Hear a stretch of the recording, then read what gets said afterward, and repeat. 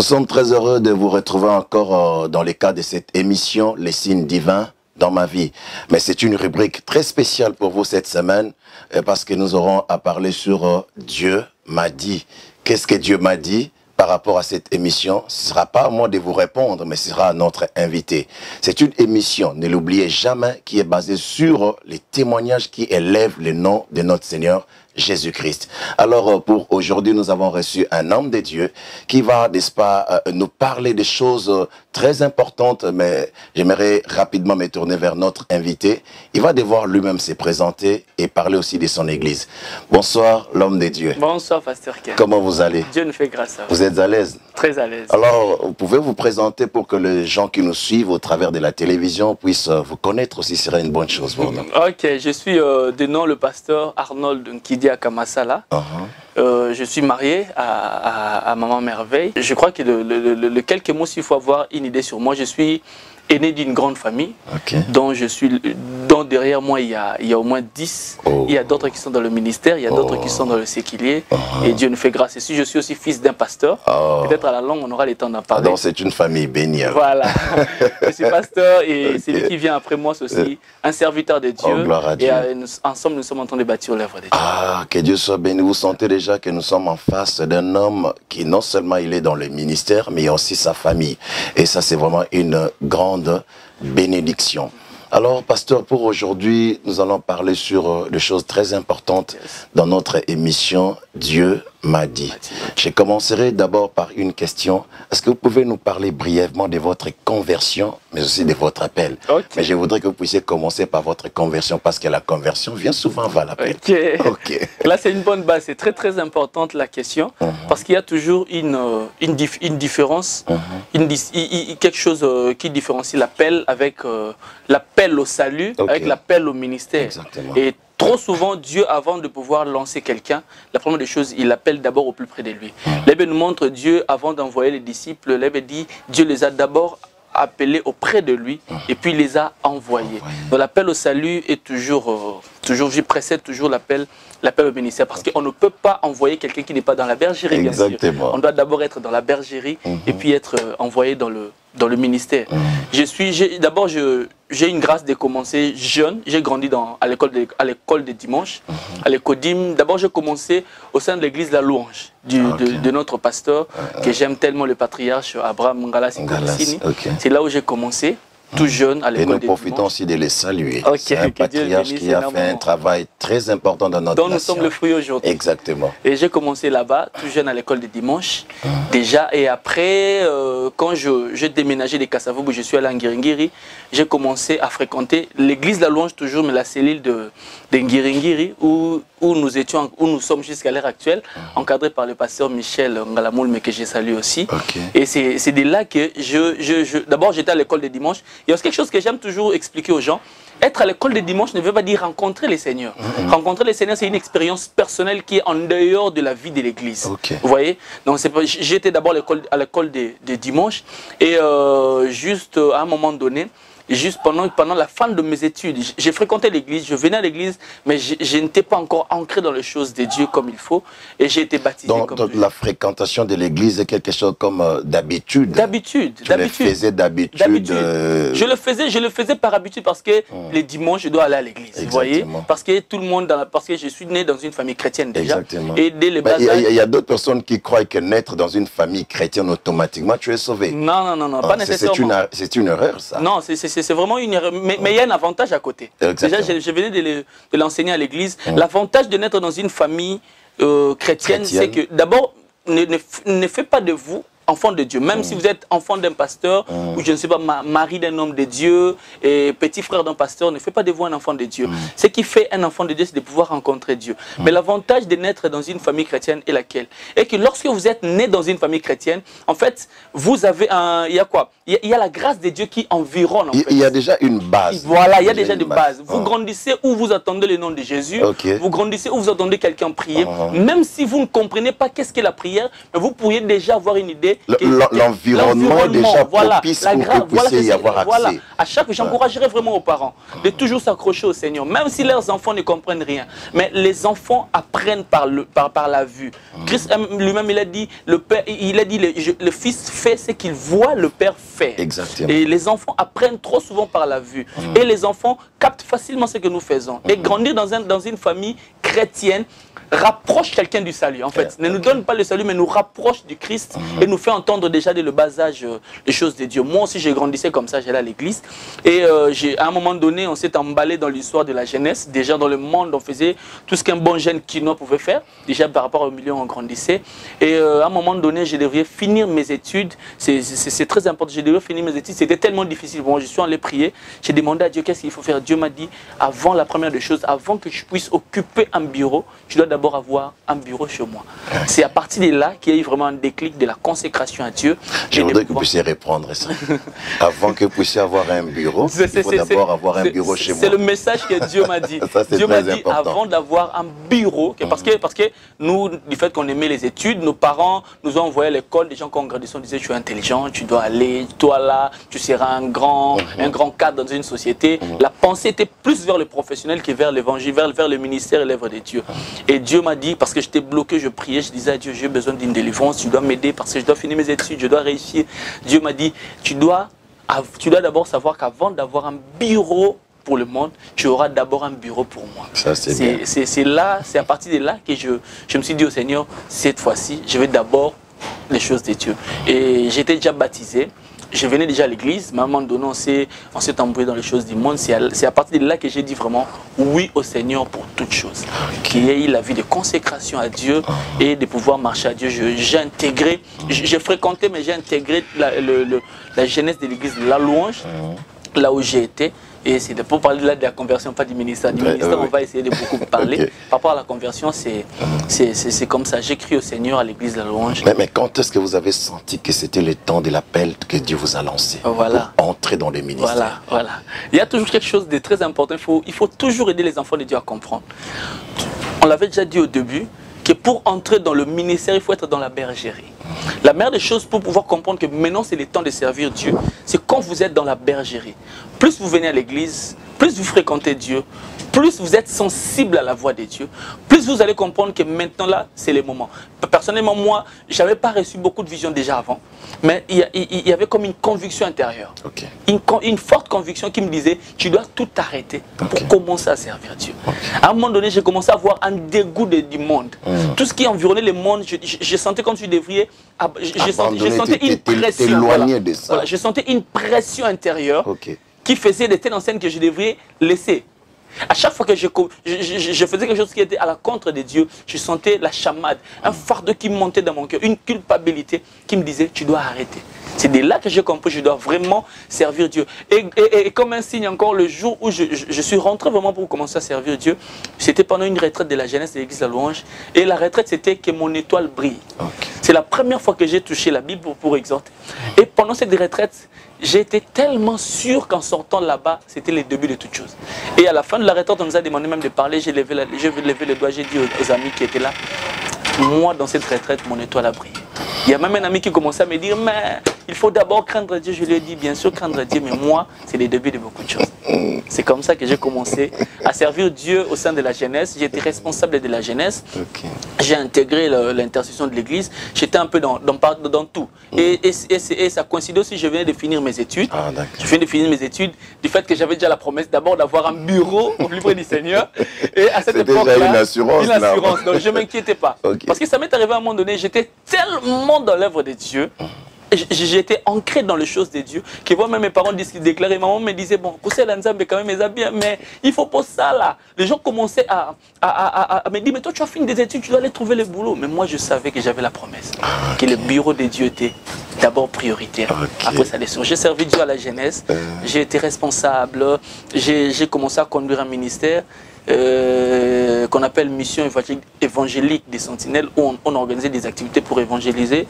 Et à un moment donné, par rapport à l'appel de Dieu, je me suis... Dieu vous a appelé comme apôtre, prophète, Pasteur, évangéliste et docteur, je sais pas. Non, Dieu m'a appelé comme pasteur. Dieu m'a appelé comme pasteur. Il vous a dit clairement, moi je vous appelle pour, pour que tu sois pasteur. Oui, déjà avant. Parce qu'il y a certaines personnes qui commencent pasteur et puis ils finissent apôtre et ils finissent docteur. Nous connaissons ces gens-là. En fait, grandir par rapport au ministère dépend de Dieu. Changer de ministère, cela dépend de Dieu. Et puis il faut savoir que Dieu... C'est Dieu qui change ça ou bien c'est l'homme qui change? Non, c'est Dieu qui change. C'est par rapport à ceux qui payent maintenant. On dit, mais maintenant c'est c'est pas comme ça. C'est les prophétistes qui payent, maintenant c'est les sacerdoces. Là c'est le langage mondain. Mais nous voyons beaucoup de gens changer, embrasser d'autres ministères. Mais ils sont conscients que Dieu m'a appelé pour être apôtre, pasteur. Mais à un certain niveau, à un certain moment de l'exercice de leur ministère, ils changent carrément. Parce que tous se disent, mais que ça pasteur, qu'on va en grande église, que là, ça ne tient pas. Il faut en bouger un peu. Là, il s'est fait prophète.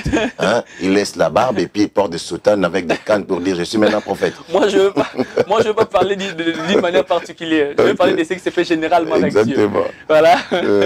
Ça me fait rire déjà. Oui, il faut aussi savoir que dans tout le domaine de la vie, il y a toujours le faux. Il n'y a pas seulement dans l'église qu'il y a des faux.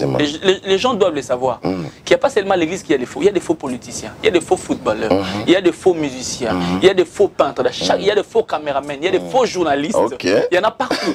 Mais il y a aussi des vrais. Même aussi à l'évangile, par rapport aux choses de Dieu, il y a des faux. Donc la vraie raison même d'être du faux, c'est les vrais. Voilà, il faudrait qu'il y ait toujours quand même le vrai. Simplement ça. Pour revenir par rapport à mon appel, Dieu m'a appelé pasteur. Dieu m'a appelé pasteur. Et pour aussi expliquer ça, beaucoup de gens, en fait, Dieu travaille comme ça. Vous devez savoir, Dieu fait toutes choses bonnes, mais en son temps. Dieu, la force de Dieu est que Dieu travaille dans la saison. Il y a une dimension où Dieu donne à quelqu'un par rapport à une saison, par rapport à une mission précise. Et par rapport à cette mission, lorsque Dieu te confie cette mission, il te donne un don. Il te donne un ministère. Lorsqu'il veut changer des saisons, il peut te changer aussi.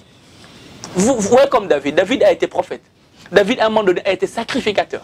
Parce que David a fait la sacrificature aussi. Il a donné le pain. Et non seulement ça. David a été aussi prophète. David a été apôtre. David a appris. Prenez même Paul. Paul aussi l'a fait. Paul n'était pas seulement apôtre. Paul a été pasteur. Non, à t'entendre parler, c'est que tu confirmes que quelqu'un peut avoir 2 ou 3 ministères. Ça dépend. Mais ce qui est sûr, ça se manifeste dans le temps. Dans les temps. Voyez, prenez exemple avec vous. Vous êtes journaliste, pasteur aussi. Ça se manifeste dans le temps. Vraiment. Maintenant, là, vous êtes journaliste. Maintenant, là, je suis journaliste. Après, c'est là, vous serez pasteur. Je serai pasteur.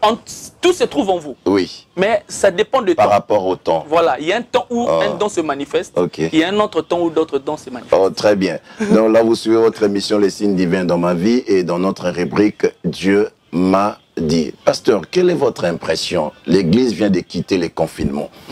Quelle est votre impression par rapport à la marche actuelle de l'Église après les confinements? Après les confinements. Comment est-ce que l'Église marche? Est-ce que ça va ou ça ne va pas? J'aime beaucoup les confinements parce que le confinement nous a fait beaucoup de bien.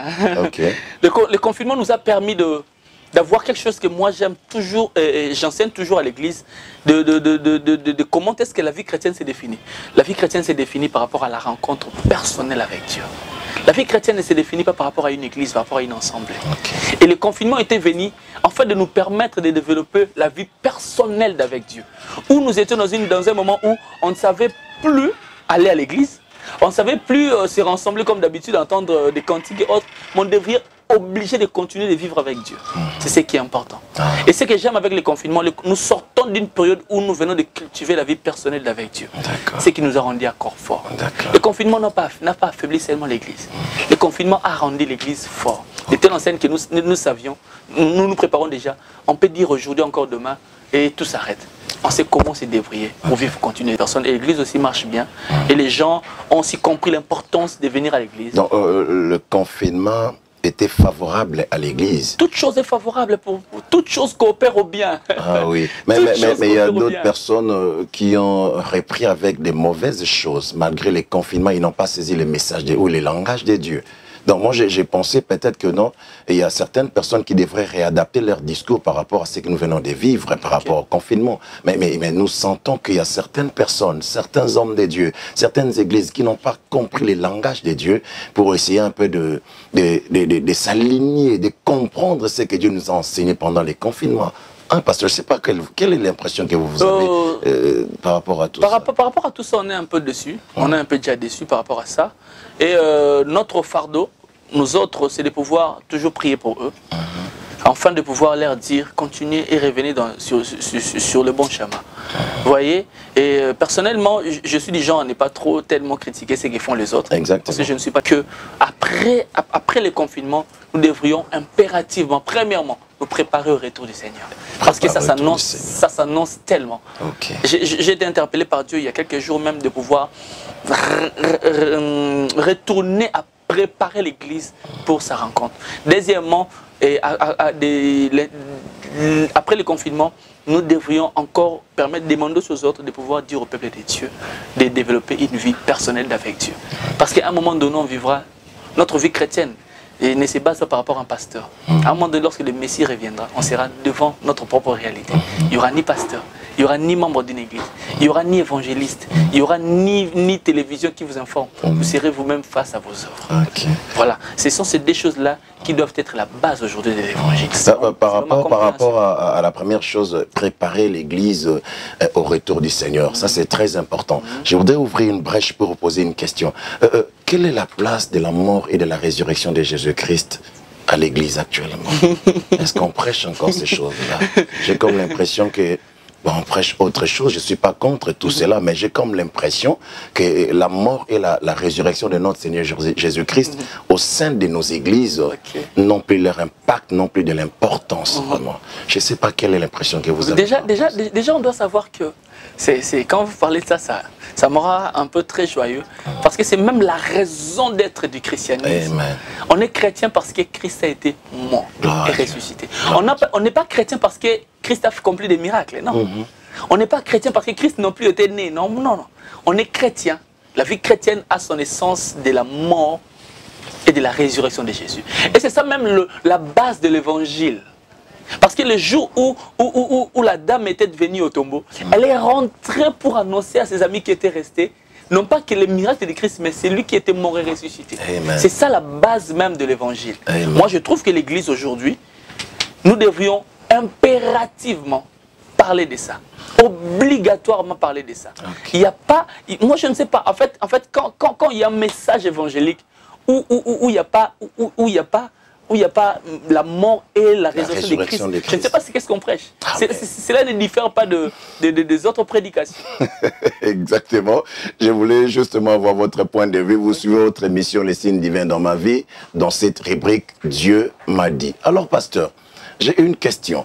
Par rapport à notre nation, vous êtes congolais, vous connaissez les réalités qui se passent dans notre nation, dans notre pays. Est-ce que l'Église, par rapport à sa destinée prophétique ou spirituelle dans notre nation, nous avons suivi plusieurs messages. Il y a d'autres qui sont venus Nabamboka, Papa, Congo, en tout cas, dans la destinée prophétique. Est-ce que vous avez déjà entendu cela? Maintenant, quel est votre point de vue par rapport à tous ces messages-là? Notre nation, ils ont la destinée prophétique. C'est là où sortira l'évangile qui ira toucher d'autres nations. Et quel est votre point de vue par rapport à ce genre de messages-là? Voilà. La prophétie de Dieu, elle est vraie, elle est réelle. Le Congo a une destinée grandiose sur le plan prophétique par rapport au monde, par rapport à l'Afrique. Là, c'est vrai. Il y a quelque chose toujours que nous devrions savoir. Et je suis pasteur, permettez-moi d'être un tout petit peu enseignant dans la réponse. Oui, je vous en prie. Déjà, vous devriez comprendre par rapport à la prophétie. En fait, lorsque les gens comprennent le mécanisme de la prophétie, les gens vont changer leur avis. Déjà, par rapport à la prophétie, il y a deux choses. La Bible dit, car je connais le projet que je formé sur vous. Là, c'est Dieu qui dit ça. En matière de prophétie, lorsque Dieu conçoit, libère une prophétie, c'est lui qui les conçoit. C'est un projet de Dieu. Il ne le fait sans l'homme. Il ne le fait jamais avec quelqu'un. Il le fait seul. C'est lui qui décide. Mais dans l'accomplissement de la parole, il y a toujours la part de l'homme qui intervient. Il y a deux choses. Quand on vient, on nous dit, Dieu a dit ceci pour le Congo. Là, c'est Dieu l'a programmé déjà ainsi. Mais dans le mécanisme de l'accomplissement de la prophétie, il y a toujours l'homme qui intervient. Vous savez, Christ n'était pas destiné à mourir avec Marie. Non. Christ était appelé l'agneau de Dieu qui a été immolé. Déjà la finalité, on savait qu'il devait mourir et nous sauver. Mais dans le processus de l'accomplissement, Dieu a choisi une dame, une femme, par laquelle le Christ devriez venir. Il y a toujours des gens, des éléments que Dieu utilise pour l'accomplissement de la prophétie. Dieu utilise des éléments, des personnes pour l'accomplissement. Voilà. Ces personnes-là, est-ce que c'est Dieu qui les choisit ou encore ce sont elles-mêmes qui se présentent? Non, c'est Dieu qui les choisit. Bon, pour revenir par rapport au Congo, pour ne pas aussi m'échanger des idées, c'est-à-dire j'étais en train de dire qu'il y a la part des choses. Il y a la part de Dieu de parler au Congo. Il y a la part du Congo aussi de bouger selon que Dieu lui a dit, afin de vivre ce que Dieu lui a dit. Ce sont deux choses. Peut-être si nous ne voyons pas certaines choses que Dieu nous a dit, il faut se poser une question. Est-ce que ce n'est pas que Dieu est un menteur? Est-ce que nous faisons exactement ce que Dieu veut? C'est là où je voulais en venir. Est-ce que l'homme congolais, est-ce que l'homme des dieux congolais, est-ce que l'homme à qui Dieu a confié cette responsabilité par où devrait passer pour l'accomplissement de cette prophétie, est-ce qu'il joue réellement sa part? Bon, moi personnellement, je trouve que la responsabilité est partagée. Oui. Premièrement, ce n'est pas l'homme de Dieu d'abord. Parce que les hommes de Dieu parlent, papa. Okay. Je vous dis la vérité. Moi, maintenant, je parle. Ah, oui, oui. Les hommes de Dieu parlent. Oui, les hommes de Dieu parlent. Les hommes de Dieu parlent. Il y a de vrais qui parlent. Il y a toujours la voix de Dieu qui est sur qui. Mais moi, je trouve aujourd'hui le plus grand problème que nous avons, c'est les Congolais et le Congo et le système. Déjà, prenons un exemple. Il y a quelque chose que je constate. L'homme congolais n'a plus confiance à l'Église. L'une des premières choses qui est en train d'empêcher la volonté de Dieu de s'accomplir. Est-ce que ce n'est pas l'Église qui a fait que l'homme congolais n'ait plus confiance à l'Église, ou bien c'est l'homme congolais lui-même qui n'a plus confiance? Non, c'est l'homme congolais. C'est d'abord l'homme congolais. C'est pas l'Église. C'est d'abord l'homme congolais. C'est pas l'Église. Non, j'ai dit la responsabilité est partagée. Est partagée. Déjà, premièrement, c'est l'homme congolais. Je parle du Congo par rapport à l'institution, par rapport au peuple congolais. Par rapport à un système. Par rapport à un système. Le système ne donne plus la place qu'il faut à l'Église. L'Église doit être la base, doit être au centre, vraiment au milieu d'une institution. Ok. De telle enseigne que l'institution doit... En fait, l'institution doit marcher selon la volonté de Dieu. Qui doit être exprimée par l'Église. Par l'Église. D'où l'institution doit avoir les oreilles sur l'Église. Mais si ça ne se fait pas ainsi. Si ça ne se fait pas, c'est ce qui bloque aujourd'hui le Congo. Ce qui bloque aujourd'hui le Congo. On doit remettre l'Église au centre. Mais qui doit faire ça? Qui doit faire ça? Je trouve que en fait, nous sommes en train de souffrir aussi par rapport à l'évolution du monde, par rapport à l'œuvre satanique, par rapport à l'œuvre du malin. Et qu'aujourd'hui, c'est ce que je suis en train de parler de plus en plus. Et dans l'Église, Dieu m'a donné ça comme message, je crois en ces messages. Et je trouve que de moins en moins, il y a des chrétiens au sommet de l'institution. Peut-être. Mais ça aussi, ça... Bon. Il y a de moins en moins... C'est peut-être un exemple. Il y a de moins en moins de chrétiens au sommet de l'institution. Il y a de moins en moins de gens qui se confient aux hommes de Dieu dans de grandes institutions. Allez aux États-Unis, vous verrez le président de la République a toujours un conseiller en matière de choses spirituelles. Il est toujours attaché à un homme de Dieu afin d'attendre la voix de Dieu. Okay. Vous voyez dans des pays où la prophétie s'accomplisse, ces hommes-là sont toujours attachés aux hommes de Dieu. Les politiques travaillent toujours avec les religieux. L'Église. C'est ça. Voilà, l'Église doit accompagner les politiques dans la prise de décision. Exactement. Et les prises de décision doivent être basées par rapport à la volonté de Dieu. Vous voyez ce qui se passe avec Joseph. Joseph n'était pas politique, Joseph était prophète. Déjà, de par ce qu'il avait accompli. Joseph était l'image de l'Église, l'image d'un homme de Dieu se trouvant en Égypte. Mais lorsqu'il a fallu une décision par rapport à la destinée de ces pays-là, on est venu consulter Joseph. Et l'Égypte a été bénie. Pourquoi? Parce que l'Égypte a suivi le conseil de Joseph. J'aime ce que vous venez de dire là. Quant à ce qui concerne la destinée de toute une nation, voilà. On a consulté un homme de Dieu. Voilà. Donc même Pharaon n'a pas eu peur de les faire. Ce que j'aime, c'est le mal de politique aujourd'hui. Lisez dans la Bible, est-ce que lorsque Pharaon voulait écouter Joseph, est-ce qu'il avait demandé où venait Joseph? Est-ce qu'il avait demandé le CV de Joseph? Est-ce que vous savez que Joseph était un prisonnier, un fautif? Mais Pharaon a accepté d'écouter un fautif, un condamné. Quelqu'un selon la loi égyptienne n'était pas éligible, n'était pas un bon citoyen. Parce que peut-être que Pharaon avait reçu les témoignages de Dieu par rapport à la vie de Joseph. Mais aujourd'hui, je ne sais pas si Dieu est encore en train de témoigner certaines personnes par rapport à non. Dieu est en train de témoigner, papa. Dieu est en train de témoigner. Je sais que je disais au début, parmi le faux, il y a de vrai. Mais le plus grand problème, aujourd'hui au Congo, les gens ne savent plus faire confiance à l'Église. Ce n'est pas parce qu'un homme de Dieu a abusé que tous les hommes de Dieu vont abuser. Eh ben, le bar mouya kamora fin ça ba Pas nécessairement. Mais c'est ce qui s'est dit. Dans les jargons de peuple, c'est ce qui s'est dit. Nous avons eu des députés qui nous ont trahis. Mais tu voté à Yana Mboka, à Yasko Sunga, mais tu continues à voter les députés. Tu continues à voter. Si tu as le président, tu passes à la bientôt. Mais tu votais. Est-ce que tu votais à Pessoute? Tu votais. Pourquoi pas aussi faire ça avec l'Église? Très bien, l'homme de Dieu. Alors, je voudrais poser une question très importante. Est-ce que Dieu vous a déjà donné un message particulier pour cette nation? Un message particulier. Je trouve que Dieu, ces derniers temps, m'a donné un message particulier. Lequel? Je suis convaincu de ça. De plus en plus, je suis convaincu. Je voudrais que vous puissiez regarder la caméra et donner ce message parce que nous parlons sur Dieu m'a dit. M'a dit. Oui. Voilà. Le message que Dieu m'a dit ces derniers temps par rapport à cette génération, le message que Dieu m'a dit ceci. Dieu m'a parlé du renouvellement de l'intelligence. C'est ce que Dieu m'a parlé. Dieu m'a parlé de l'intelligence au milieu des enfants de Dieu. Dieu était en train de me dire ceci. Et Dieu m'a donné cette illustration où il y avait Moïse qui était monté à la montagne. Afin de prier, Dieu lui a donné la cartographie. Permettez-moi de dire ceci. Le plan même de la construction du tabernacle. Mais lorsqu'il a fallu qu'il y ait construction,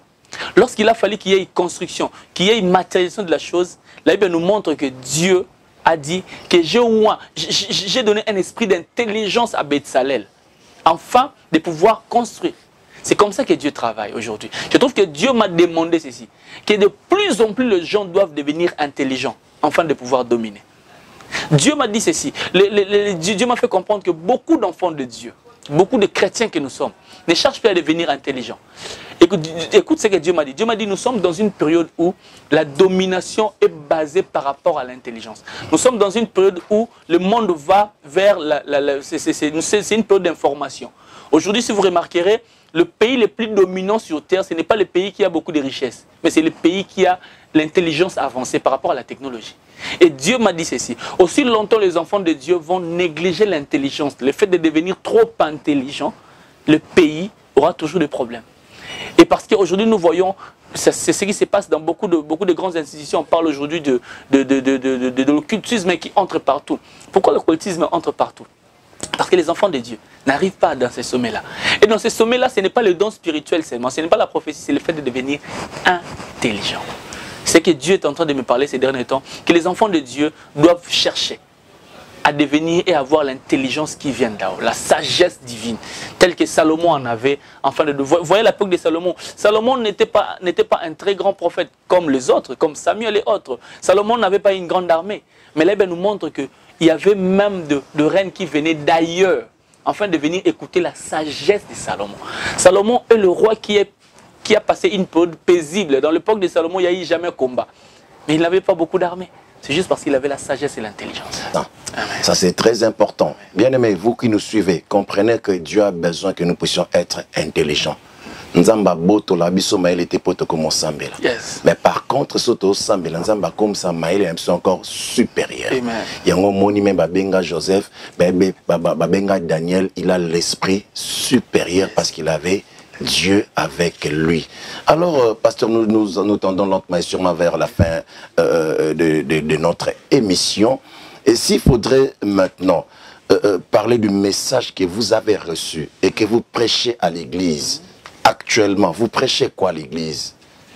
Actuellement, ce que nous sommes en train de prêcher à l'église par rapport au message, le message que je viens de recevoir, Dieu m'a donné ça. C'est plus par rapport à la jeunesse de cette nation. Mais par rapport à l'église en entièreté, Dieu m'a donné un message par rapport à la famille. Dieu m'a donné le message qui se trouve dans Exode. Là, il dit qu'au jour où les enfants d'Israël sortaient de l'Égypte, Dieu leur a dit, prenez l'agneau, mangez ça au sein d'une famille. Le message que Dieu m'a donné, c'est Dieu avec ma famille. Dieu avec ma famille. Dieu veut que lui, comme agneau, doit être mangé au milieu de la famille. Et nous allons voir la délivrance. Ah, ça c'est vraiment un très bon message. Alors, pasteur, l'église s'appelle comment? L'église s'appelle Mission Divine pour la délivrance des nations. J'aime beaucoup le dire en lingala. Mission Divine pour la délivrance des nations. Etindami Yankolo pour la bokangola miyamabo. Ok, Etindami Yankolo pour la bokangola miyamabo tapé à Bikolo. Voilà. Ah, très bien, j'ai retenu. Alors, pasteur, quel est le message clé de cette mission-là divine que vous avez reçue? Le message clé par rapport à notre église, c'est ce qui se trouve dans le livre de Luc chapitre 15, parlant du fils prodigue. Dieu nous avait dit ceci, la délivrance dont nous parlons a comme base la prise de conscience. Ok, la prise de conscience. Parlant du fils prodigue, dit le fils prodigue, lorsqu'il est allé loin du Père, il est rentré en lui-même. Lorsqu'il est rentré, la prise de conscience. Lorsqu'il a pris conscience de son état, le processus de sa restauration a commencé. Là, il a pris conscience de son état d'éloignement, dans les péchés. Mais ceux-là qui sont déjà à l'église, papa, est-ce qu'ils sont encore dans les péchés? Quel genre de prise de conscience ils doivent avoir maintenant là? La vie chrétienne, permettez-moi de le dire, c'est un processus. Okay. C'est une vie. Quand on parle de la vie, on parle de l'enfance, on grandit. Et Dieu a toujours conduit mon cœur en qualité de berger de manifester l'amour pour le fidèle. Vous voyez, permettez-moi de le dire, il n'y a pas une église sainte. Nous devrions le dire haut. Il n'y a pas une église sainte. L'église sainte est celle qui sera au ciel. Sur terre, l'église a encore de l'impureté, encore des hommes impurs. Reviendra chercher cette église-là. Viendra chercher. Quand on parle même de l'église, on ne parle pas d'une communauté, on parle des hommes. Ouais. On ne parle pas d'une communauté. Mais oui, il viendra chercher ces hommes-là. Ces hommes-là, voilà pourquoi le travail que nous sommes en train de faire du jour au lendemain. Pourquoi est-ce que l'église, c'est ce qu'on dit, nous sommes en train de préparer. Comment préparer? C'est-à-dire enseigner ces gens qui viennent à l'église de pouvoir abandonner l'impureté pour pouvoir aller au ciel avec Christ. Vous avez besoin de suivre ces messages en intégralité. Les pasteurs est là avec l'église Mission Divine pour la délivrance des nations. Pour la délivrance des nations. L'adresse de l'église, pasteur? L'adresse de l'église, c'est à la 14e rue, numéro 21, Kimbangu, commune de Kalam. Est-ce que vous avez des programmes particuliers? Oui, on a des programmes, Déjà, on a un programme spécial déjà qui s'annonce. On appelle ça Force Sunday, 4 dimanches de restauration. Vous allez dire ça en anglais. En anglais. Mais dites-le comment c'est. Regardez la caméra et donnez-nous ces programmes-là, ça va faire du bien. On a un programme spécial, 4 dimanches de restauration. Vraiment, c'est Restoration. Mon anglais n'est pas tellement bon. Il y a un ami qui m'a accepté. Mais il y a d'autres qui vont quand même accepter ça. C'est 4 dimanches de restauration. On a ça. C'est 4 dimanches pour le mois d'août. Le thème, c'est il guérit le cœur brisé. 30 secondes, dites-nous ces messages. Prêchez-nous ces messages pendant 30 secondes. En fait, le but de ces messages, c'est de pouvoir restaurer les cœurs. Pourquoi? Parce que le cœur est la cible de Dieu. Il n'y a pas une bonne vie chrétienne sans le cœur. Lorsque Dieu nous sauve, Dieu ne nous sauve pas parce que nous venons à l'église. Lorsque Dieu nous sauve, il restaure nos cœurs. C'est ça, c'est que Dieu veut. Que Dieu soit béni. Vous savez, déjà, nous sommes à la fin de notre émission. Les bonnes choses ne durent pas, malheureusement. Et nous croyons que nous allons encore tourbenga sous Pasteur Azonga. On est là, il n'y a pas de problème. Parce qu'il a dit des choses tellement importantes. Je crois que vous aussi, à la maison, vous l'avez bien suivi. Il dit des choses vraiment qui sont vraies et qui sont, n'est-ce pas, à la base, n'est-ce pas, du développement d'une nation, du développement de l'Église. Si nous ne savons pas reconnaître la part de Dieu et la part des hommes, nous risquerons, n'est-ce pas, de rester sur place en train de dire Nzambati Kabiso. Mais or, Nzambaza Makambo et Saloba, ou ils part ya bate sengeli ba ibaosanini, mais bakosalango. Nous sommes arrivés à la fin de notre émission, c'est les signes divins dans ma vie, les témoignages qui élèvent le nom de notre Seigneur Jésus-Christ. J'ai dit un grand merci au pasteur Arnold qui a accepté, n'est-ce pas, de répondre à notre invitation, qui dirige une grande église, la Mission Divine pour la délivrance des nations. Et j'ai dit aussi merci à toute l'équipe technique que je vois derrière la caméra, Dieu Kembo, je vois Merveille Lemani, mais aussi à la réalisation d'Herbie Penani. Et pour l'instant, restez branchés. Et la rediffusion de cette émission, c'est pour le dimanche à 13 h juste. Restez branchés et Dieu ne manquera pas de vous faire du bien. Que Dieu vous bénisse. Bye. Bye bye.